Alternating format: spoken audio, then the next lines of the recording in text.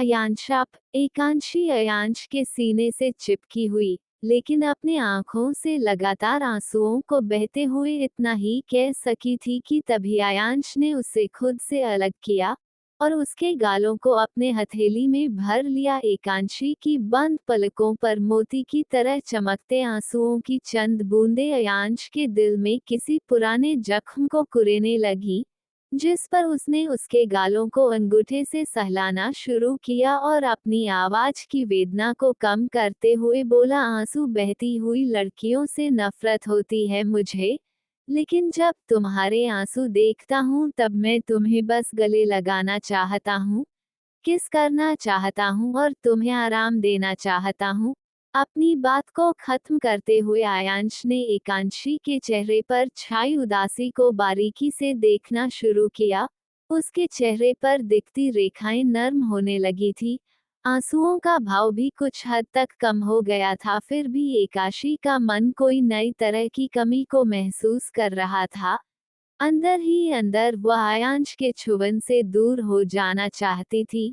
सुबह राजवी की कही सारी बातें धीरे धीरे उसके कानों में एक के बाद एक सुनाई देने लगी, जिसके कारण उसका दिल निराशा में डूबता हूँ चला गया और उसने धीरे से अपने गालों से आयांश के हाथों को नीचे कर बोली, क्या आप अभी जिस तरह मेरे साथ हैं क्या वाकई में हमेशा से ऐसे ही थे? अयांश बिना उसके सवाल की गहराई को समझते हुए सोचने लगा कि एकांशी पहले किए सभी सख्त बर्ताव की वजह से उसकी इस वक्त की सॉफ्ट फीलिंग से कंफ्यूज हो गई है, इसीलिए इस तरह का सवाल कर रही है।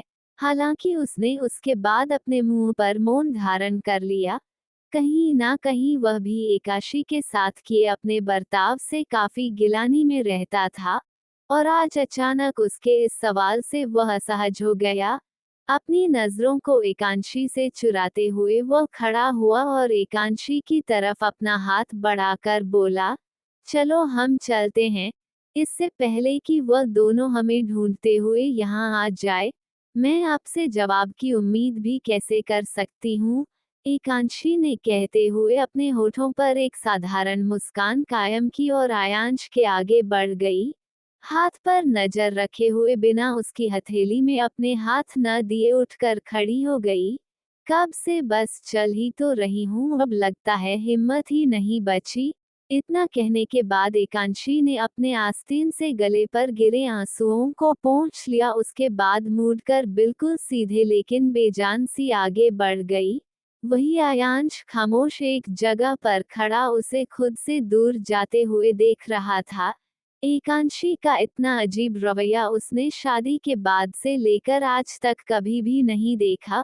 उस पर से वह अभी अभी यह भी कह कर गई थी कि उसकी हिम्मत नहीं हो रही है चलने की, तो फिर क्यों वह उसे छोड़कर जा रही थी? क्यों वह खुद सामने आकर उसके आगे किए हाथ को नहीं पढ़ सकती थी? क्या वह उसे इतनी नफरत करती थी कि उसके साथ जिंदगी को नहीं बिताना चाहती थी और उसके बगैर ही चलना चाहती थी? अपनी और एकांशी के बीच की गुत्थी को सुलझाते हुए आयांश ने जब अपनी बेजार हो चुके पलकों को उठाया और एकांशी को पिठ की ओर देखने लगा, चलने के साथ साथ उसके बाल कमर तक लहरा रहे थे, जो हमेशा आयांश को अपनी ओर निहारने के लिए मजबूर करते। उसे ऊपर से नीचे तक निहारते रहने के बाद अचानक आयांश की नजर आकांक्षी के सामने से बढ़ते कुछ लड़कों पर पड़ी, जो अपनी हंसी मजाक में इतने मशगूर थे कि वह सामने चलते किसी भी इंसान से टकरा सकते थे। वही एकांशी भी सामने की ओर नहीं देख रही थी, बल्कि बेध्यानी के साथ चलती हुई उन लड़कों की ओर बढ़ने लगी थी। आकांक्षी और उन लड़कों को आपस में टकराते की संभावना को देखते हुए आयांश एकांशी को बचाने के नियत से अपनी वास्तविक जगह दौड़ा, लेकिन जैसा कि वह लड़के और एकांशी उससे काफी दूर थे, इसीलिए उनके वहां पहुंचने से पहले ही एकांशी का दायां कंधा एक लड़के से टकरा गया और वह उस तेज धक्के की वजह से वह थोड़ा लड़खड़ा गई।